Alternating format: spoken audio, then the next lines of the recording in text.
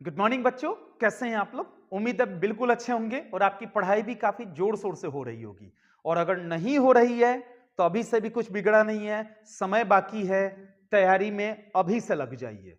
और आपकी तैयारी में थोड़ा सा हेल्प करने के लिए हम एमसीक्यू के सेट को बराबर ला रहे हैं, ताकि आपको बुक से एमसीक्यू ढूंढना नहीं पड़े।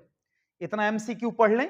अगर चैप्टर 4 में 50 एमसीक्यू अपलोड किए जा रहे हैं, इसका मतलब उसी 50 क्वेश्चंस में से आपके बोर्ड में आएंगे।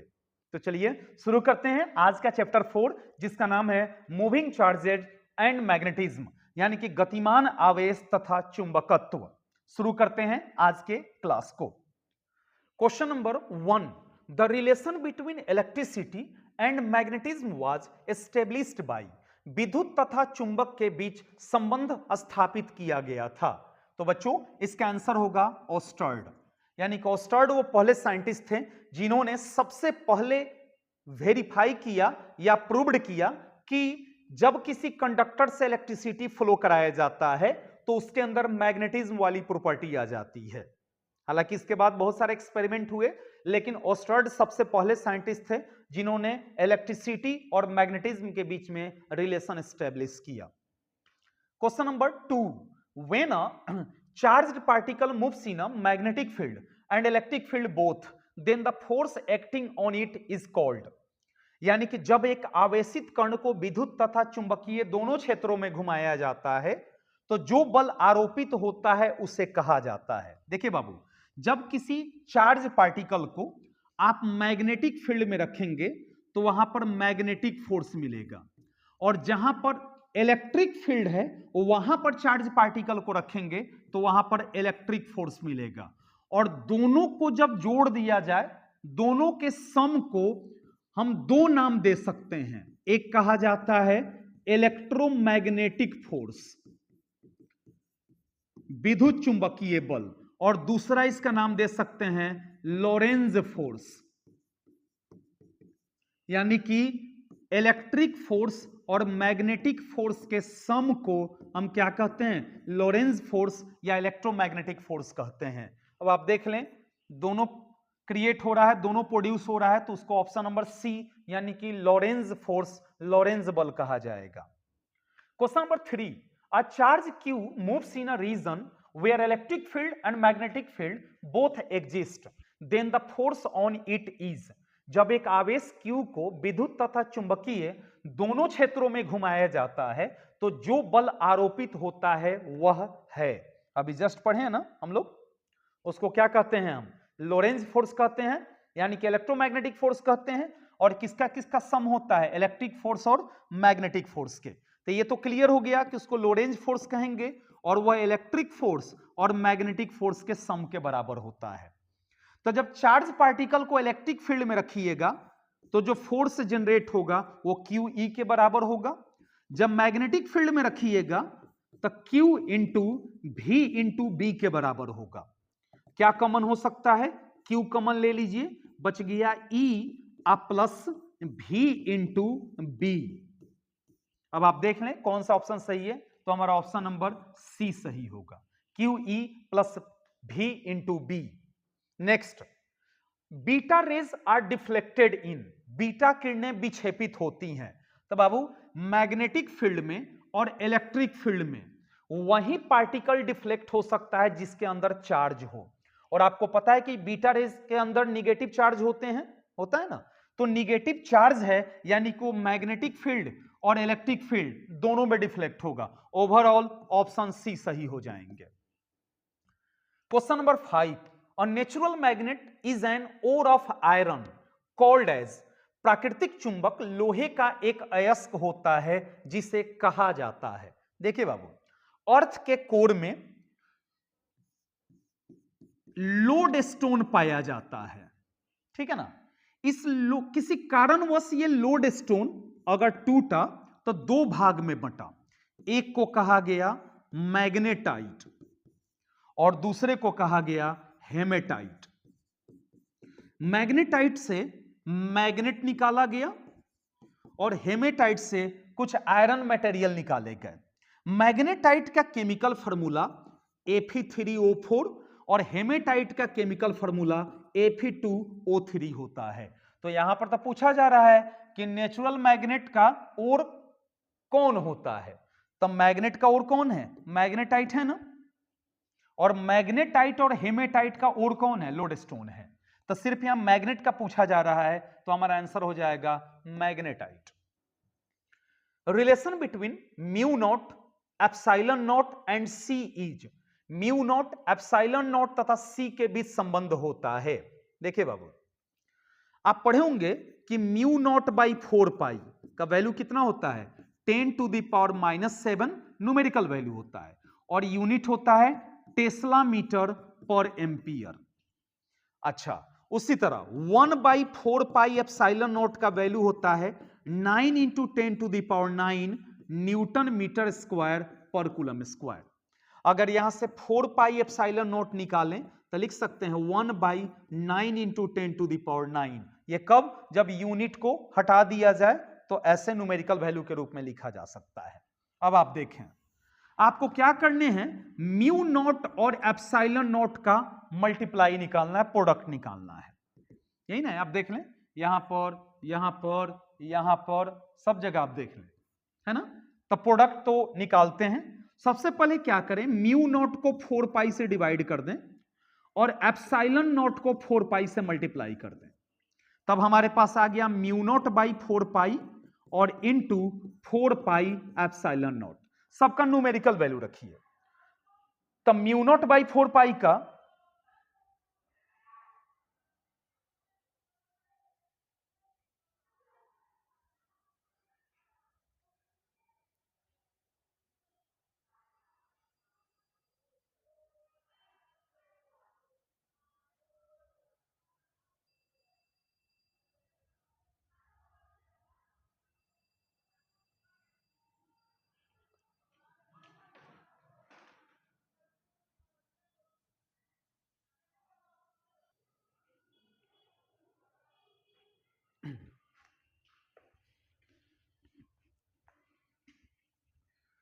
Question next, question number 6, relation between mu naught, epsilon naught and C is, यानी कि म्यू नॉट, एप्सिलॉन नॉट तथा सी के बीच संबंध होता है। देखिए बाबू, एक वैल्यू पढ़े होंगे म्यू नॉट बाई 4 पाई, कितना वैल्यू होता है, 10⁻⁻⁷, और यूनिट होता है टेस्ला मीटर पर एम्पियर। अच्छा, उसके बाद 1/4 पाई एप्सिलॉन नॉट का वैल्यू पढ़े होंगे 9 × 10⁹, यूनिट होता है न्यूटन मीटर स्क्वायर पर कूलम स्क्वायर। अच्छा, अगर इसको 4 पाई एप्सिलॉन नॉट लिखें तो इसको लिख सकते हैं 1/9 × 10⁹, यूनिट को नेग्लेक्ट कर देते हैं। अब आप देखें, यहां म्यू नॉट एप्सिलॉन नॉट का प्रोडक्ट, सब में प्रोडक्ट है ना, तो हम प्रोडक्ट निकालते हैं पहले, mu naught into epsilon not. आप अपने मन से क्या करें, म्यू नॉट को 4 पाई से डिवाइड कर दीजिए और एप्सिलॉन नॉट को 4 पाई से मल्टीप्लाई कर दीजिए, क्या फर्क पड़ता है, 4 पाई से 4 पाई कट जाएगा। अब सबका वैल्यू पुट करते हैं। आप देखिए, म्यू नॉट बाई 4 पाई का 10⁻⁻⁷ और into 4 pi epsilon not, 4 pi epsilon not का 1/9 × 10⁻⁹। अब 10⁻⁻7 को नीचे ले जाइए तो 9 × 10⁻⁹ और 10⁻7, यानी कि 1/9 × 10⁻16 हो गया। सो ठीक है ना, हमारे पास क्या मिला, mu naught into epsilon naught is equal to 1/9 × 10⁻16। अब आप क्या करें, दोनों तरफ रूट लगा दें, यहां पर रूट लगा दिए, तब मिला root under mu naught into epsilon naught is equal to 1/9 का रूट 3 और 10⁻16 का रूट 10⁸, यानी कि root under mu naught into epsilon naught is equal to 1/, आपको पता है ना कि 3 × 10⁸ किसका न्यूमेरिकल वैल्यू होता है, स्पीड ऑफ लाइट का न्यूमेरिकल वैल्यू होता है। अब c को ऊपर कर दीजिए तो c बराबर 1/√अंडर mu naught into epsilon naught आ गया। अब आप देख लें कहां पर है, हमारा ऑप्शन नंबर बी मिलता जुलता है, मिल रहा है। So next question number 7, for a straight carrying conductor, यानी कि रिजु रेखीय मीन सीधे चालक के लिए, देखिए बाबू, जब स्ट्रेट कैरिंग कंडक्टर हो तो मैग्नेटिक फील्ड निकालने का फॉर्मूला होता है म्यू नॉट आई बाई 2 पाई ए। अगर बाकी सबको कांस्टेंट मान लिया जाए तो लिख सकते हैं B is equal to constant और नीचे A बच गया, यानी कि B जब इक्वल टू और कांस्टेंट का चिन्ह हटेगा तो प्रोपोर्शनल का चिन्ह आएगा, तो 1 बाई ए आ गया, यानी कि मैग्नेटिक फील्ड 1 बाई ए के प्रोपोर्शनल होते हैं। Next, at the centre of a circular loop the magnetic field is, वृत्ताकार धारावाही कुंडली के केंद्र पर चुंबकीय क्षेत्र होता है। Option number A, mu naught I by 2r। Magnetic field can be produced due to, चुंबकीय क्षेत्र उत्पन्न किया जा सकता है सिर्फ और सिर्फ मूविंग चार्ज के द्वारा। अगर चार्ज रेस्ट में है तो वहां पर मैग्नेटिक फील्ड जीरो होंगे, मैग्नेटिक फोर्स भी जीरो होगा। The force experienced bye a static charge placed in a magnetic field, magnetic field में एक पार्टिकल को रखा गया जो कि रेस्ट में है, तो पूछ रहा है कि कितना फोर्स जनरेट होगा। रेस्ट में है तो जीरो फोर्स, मोशन में है तब Q V sine theta. Resistance of ideal ammeter is zero, ammeter का रेसिस्टेंस कम होगा, एकदम जीरो होगा, तभी नो करंट को परफेक्ट रूप से मेजर कर पाएगा। उसी तरह से रेसिस्टेंस ऑफ आइडियल वोल्टमीटर, एक आदर्श वोल्टमीटर का प्रतिरोध होता है अनंत, infinite. Next, force on a moving charge in a magnetic field is, देखिए बाबू, जब किसी चार्ज को मैग्नेटिक फील्ड में रखा जा रहा हो और मैग्नेटिक फील्ड में रखा जा रहा हो, चार्ज पार्टिकल Q हो और वेलोसिटी v हो, तो मैग्नेटिक फोर्स निकालने का फॉर्मूला होता है Q into V into B. और अगर क्रॉस को हटाएं तो क्या आ जाएगा, V भी साइन थीटा लग जाएगा, यहां डॉट रहता था कॉस थीटा, तो हमारे पास दोनों मिल रहे हैं, ये वाला भी ये वाला भी, यानी कि ऑप्शन ए भी और ऑप्शन सी भी। ओवरऑल ऑप्शन नंबर डी सही होगा, both A and C. Next question, question number 14, which of the expression is correct for Lorentz force, निम्न में से कौन लॉरेंज बल के लिए सही है? पढ़े ना पीछे, कौन सा होगा? इस दोनों में कंफ्यूजन है ना, देख लेते हैं कौन सा होगा। देखिए, लॉरेंज फोर्स होता है इलेक्ट्रिक फोर्स और मैग्नेटिक फोर्स का सम होता है, तो इलेक्ट्रिक फोर्स को क्या लिखेंगे, क्यू ई, वेक्टर फॉर्म में लिखिए, ठीक है ना। और मैग्नेटिक फोर्स को क्या लिखते हैं, V इंटू बी। तो Q कॉमन ले लेते हैं तो क्या बच गया, E plus V into B, यही बच गया ना। आप यहां ब्रैकेट दे दें, ज्यादा अच्छा रहेगा। उसी तरह यहां पे ब्रैकेट दे दें। अब आपके मन में आएगा कि सर ये भी तो है, तो ये गलत हो जाएगा, क्योंकि वेक्टर प्रोडक्ट में क्रॉस एक दूसरे के बराबर नहीं होते हैं, जो क्रॉस होते हैं वो एक दूसरे के बराबर नहीं होते हैं। According two ampere circuital law, ampere परिपथ नियम के अनुसार, देखिए बाबू, एम्पियर साहब ने क्लोज लूप के लिए, जैसे मान के एक क्लोज लूप ले लिए, इसके अंदर आप इलेक्ट्रिक करंट प्रोड्यूस करें, इलेक्ट्रिक करंट दें, तो जो मैग्नेटिक फील्ड फॉर्म होंगे, तो उन्होंने मैग्नेट इसमें सर्कुलर पाथ या क्लोज पाथ में इलेक्ट्रिक करंट देने पर जो मैग्नेटिक फील्ड प्रोड्यूस होता है, तो इन्होंने इलेक्ट्रिक करंट और प्रोड्यूस होने वाले मैग्नेटिक फील्ड के बीच में रिलेशन एस्टेब्लिश किया, ठीक है ना। तो रिलेशन कैसे बना, close integration of B into d l is equal to mu naught I. I कौन सा, अंदर वाला होना चाहिए कि अंदर कितना करंट जनरेट हो रहा है, सो या कितना करंट आप दे रहे हैं, दोनों चल सकता है, ठीक है ना। मिल गया ना आंसर, कौन सा होगा, तो हमारा ऑप्शन नंबर सी होगा इसमें, ठीक है ना। Next, if a charge particle is in motion along a magnetic field, कह रहा है एक चार्ज पार्टिकल है, वह जिधर मैग्नेटिक फील्ड है उसी के एलोंग मूव कर रहा है, तो दोनों के बीच में एंगल कितना डिग्री का बनेगा? 0 डिग्री का एंगल बनेगा। Then the effective force is, तो कह रहा है फोर्स निकालिए, तो मैग्नेटिक फील्ड है तो मैग्नेटिक फोर्स होगा, तो इसका फॉर्मूला होता है क्यू भी क्रॉस बी, या लिख सकते हैं क्यू भी बी साइन थीटा। क्यू भी बी साइन, और थीटा का वैल्यू कितना है? 0 डिग्री है ना, 0 डिग्री रख दें तो क्यू भी बी और साइन 0 का वैल्यू 0, टोटल 0 हो जाएगा। तो फोर्स कितना आ गया? 0 आ गया ना, जो कि ऑप्शन में कहीं नहीं है, तो हमारा ऑप्शन हो जाएगा D, option D. Original answer क्या होगा? 0, यानी कि शून्य होगा इस कंडीशन में। Next, force on A current carrying conductor in a magnetic field. देखिए, जब electric current I, length of conductor L और मैग्नेटिक फील्ड बी दिया हुआ रहे, तो मैग्नेटिक फोर्स का फॉर्मूला होता है I into L cross B. इसको ऐसे भी लिख सकते हैं I L B sine theta. अब इसको चेंज कर सकते हैं B I L sine theta. अब आप देख लें कौन सा ऑप्शन मिल रहा है?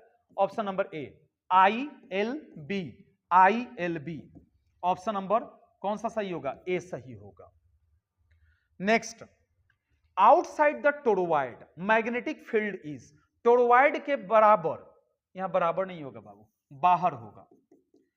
टोरॉइड के बाहर चुंबकीय क्षेत्र होता है। अब थोड़ा सा समझ लें कि टोरॉइड क्या होता है। सो देखिए, मान गए एक सर्कुलर कोई लूप ले लिए आप, ठीक है ना, एक दूसरा सर्कुलर ऐसे लूप लेकर के ऐसे आप सजा दिए, ठीक है ना। अब आप क्या करें, छोटा बड़ा हो गया कोई नहीं, आप सजा दिए, ठीक है ना। अब क्या करें आप, इसमें इलेक्ट्रिक करंट फ्लो कराएं, इसमें इलेक्ट्रिक करंट फ्लो कराना है। कैसे? इसमें आप क्या करें, पहले बहुत सारे तार को लपेट दीजिए, ऐसे देखिएगा ध्यान से, ऐसे तार को बांध दीजिए इसके ऊपर, बहुत सारा तार, ठीक है ना, ऐसे लपेट करके बहुत सारा तार इस पर क्या कीजिए, लपेट दीजिए। पर ऐसे लास्ट वाला ऐसे निकाल के, और ये ऐसे एक हो गया, यहां पर एक हो जाएगा आपका इनपुट और एक हो जाएगा आउटपुट। ये टोरॉइड का कंडीशन हो गया। अब यहां इलेक्ट्रिक करंट जा रहा है, तो इलेक्ट्रिक करंट ऐसे गया, फिर ऐसे रोटेट होकर के, ऐसे इलेक्ट्रिक करंट रोटेशनल इफेक्ट बना करके ये लगातार जा रहा है। सो फिर ऐसे आया और ये इसमें मिल गया, फिर ऐसे ऐसे लगातार क्या हो रहे हैं, घूम रहे हैं, और लास्ट में ऐसे आकर के वापस आ गया। अब देखो, अभी ये तो सर्कुलर पाथ हो गया, क्लोज पाथ हो गया। तो क्लोज पाथ के लिए हम फॉर्मूला लगाते हैं किसका? एम्पियर साहब का, Ampere circuital law. Mu naught I, I कौन सा होना चाहिए? इनसाइड होना चाहिए। अंदर करंट कितना है? इलेक्ट्रिक करंट इनसाइड 0 है, और इलेक्ट्रिक करंट आउटसाइड भी कितना है? 0 है। तो इसको लिख सकते हैं B इंटू डी एल बराबर म्यू नॉट, और अंदर इलेक्ट्रिक करंट 0, यानी कैसे भी लिखिए B बराबर, ये तो टोटल टर्म 0 हो जाएगा, और 0 डिवाइडेड बाई DL कितना हो गया? 0 हो गया, मैग्नेटिक फील्ड 0 हो गया। तो इनसाइड या आउटसाइड दोनों कंडीशन में मैग्नेटिक फील्ड कितने होते हैं? 0 होते हैं, शून्य होते हैं।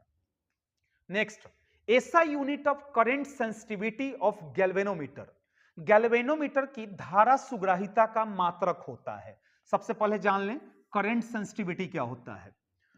तो जब गैल्वेनोमीटर में जितने डिफ्लेक्शन होते हैं, गैल्वेनोमीटर का नीडल में जितने डिग्री का डिफ्लेक्शन होता है, तो deflection per unit of electric current is called current sensitivity. इसका यूनिट देखें तो इसका यूनिट हो जाएगा रेडियन, और इलेक्ट्रिक करंट का यूनिट हो जाएगा एम्पियर, यानी कि लिख सकते हैं रेडियन पर एम्पियर।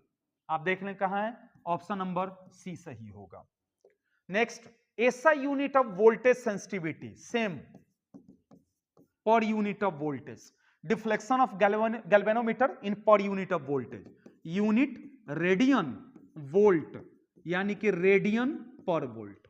देख लें कहां पर है, radian per volt, option number A. Galvanometer is a device which is used to detect, galvanometer एक ऐसा उपकरण होता है जिसका प्रयोग किया जाता है क्या मापने के लिए। अब आप देखिए, अगर गैल्वेनोमीटर को आप सीरीज में जोड़ते हैं तो उस समय वो इलेक्ट्रोमोटिव फोर्स यानी कि विद्युत वाहक बल को मापेगा। लेकिन अगर आप गैल्वेनोमीटर को रेसिस्टेंस के साथ पैरेलल यानी कि समानांतर क्रम में जोड़ते हैं तो उस समय गैल्वेनोमीटर एमीटर की तरह ट्रीट करेगा। और एमीटर का काम क्या होता है? इलेक्ट्रिक करंट मेजर करना, लेकिन यहां पर स्मॉल करंट मेजर करेगा।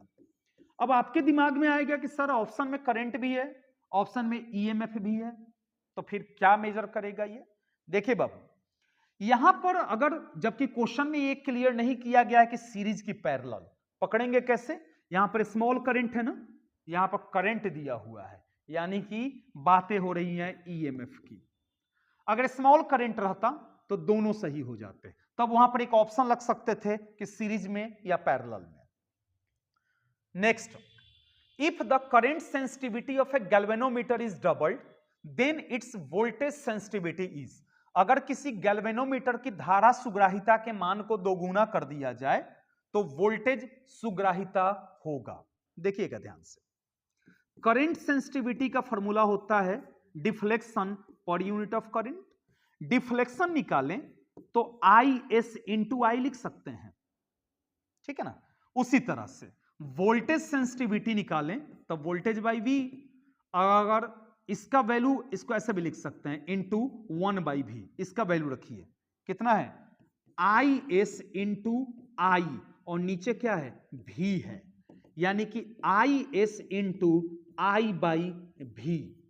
आप एक फॉर्मूला पढ़े होंगे कि v इक्वल टू होता है आई आर, आई बराबर हो जाएगा v बाई आर, और r बाई, अगर यहां से r निकालें अगर आप तो लिख सकते हैं v बाई आई, लेकिन यहां पर क्या i बाई v है ना, तो अगर इसको हम पलट दें, इसके नीचे कुछ नहीं है तो 1 कर दीजिए, तो 1 बाई आर इक्वल टू लिख सकते हैं i बाई v।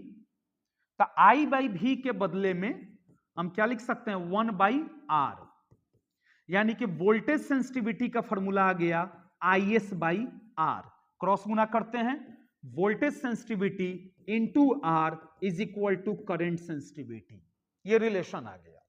अब कह रहा है कि करंट सेंसिटिविटी को डबल कर दिया जाए, इसको डबल कर दिया जाए, तो आपको ऐसा लग रहा होगा कि ये भी डबल हो जाएगा क्योंकि ये कांस्टेंट की तरह ट्रीट करेगा। नहीं, यहां पर रेसिस्टेंस कांस्टेंट नहीं होता है।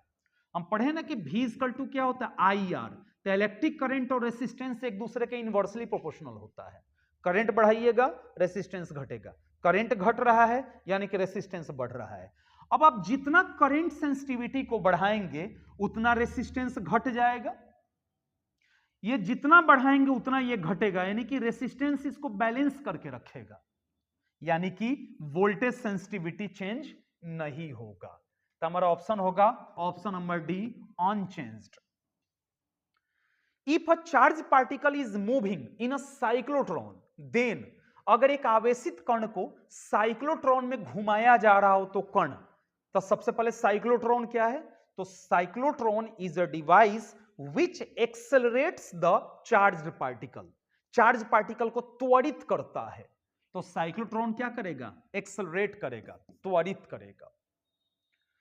The cyclotron frequency is given by, cyclotron की आवृत्ति होती है, अब निकालते हैं। देखिए साइक्लोट्रॉन में एक सर्कुलर शेप होता है, तो वहां पर सेंट्रीपिटल फोर्स निकालें तो फॉर्मूला हो जाएगा mv² by R, R for radius of given figure. अगर यहां से आर निकालें या फिर रुक जाएं ऐसे निकालें, वहां पर जो सेंट्रीपिटल फोर्स होगा वही उसका मैग्नेटिक फोर्स भी ले सकते हैं, तो इसको लिख सकते हैं mv² बाई कितना आर।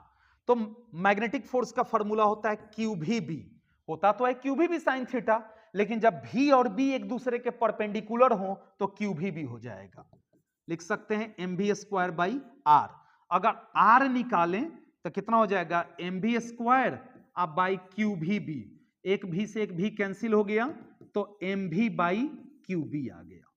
अब फिर से स्पीड बराबर होता है distance by time, distance time is equal to distance by speed. Circular path पर 1 रोटेशन वही उसका डिस्टेंस होगा 2 पाई आर, और स्पीड को वेलोसिटी मान लीजिए, इसको ऐसे भी लिख सकते हैं 2 पाई आर अब बाई भी। अब 2 पाई बाई भी को अलग कर दीजिए और यहां आर है ना, आर का वैल्यू यहां से रखिए, कितना है, एम भी बाई क्यू बी, भी से भी खत्म, यानी कि 2 पाई एम अब बाई क्यू बी हो गया किसका, टी का। फ्रीक्वेंसी जो होता है वो टी का इनवर्स होता है, उल्टा होता है, तो टी का वैल्यू ये है और इसका उल्टा कितना हो जाएगा, क्यू बी अब बाई कितना, 2 पाई एम, यही फ्रीक्वेंसी ऑफ साइक्लोट्रॉन होगा, Q B by 2 pi M. Q का मतलब चार्ज, बी का मतलब मैग्नेटिक फील्ड, एम का मतलब मास of given charge particle.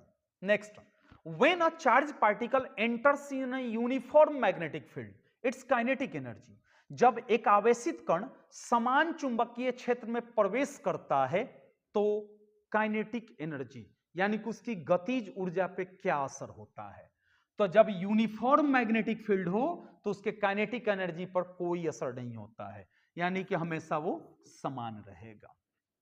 बच्चों ये थे 25 क्वेश्चन, इसके बाद वाले क्लास में फिर से हम 25 क्वेश्चन लेकर के आएंगे। तब तक के लिए खुश रहिए, सुरक्षित रहिए और सबसे इंपॉर्टेंट पढ़ते रहिए। Thank you so much Babu.